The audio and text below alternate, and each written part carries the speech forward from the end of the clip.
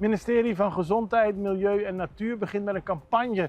En die campagne is gericht op wijken waar de bevolking bewust te maken heeft met muggenoverlast, muskieten, kakkerlakken, ratten en teken. Allemaal beesten waar je niet te veel van wil zien. Het belangrijkste punt is hygiëne van de leefomgeving. En er worden verschillende sessies gehouden in buurtcentra. Er was onlangs een bijeenkomst in Janwee. En er zal gekeken worden om mensen zo goed mogelijk te informeren. Je weet het, geen water laten liggen in waterbakken, oude banden, bloempotten, flessen en drinkbakken voor dieren.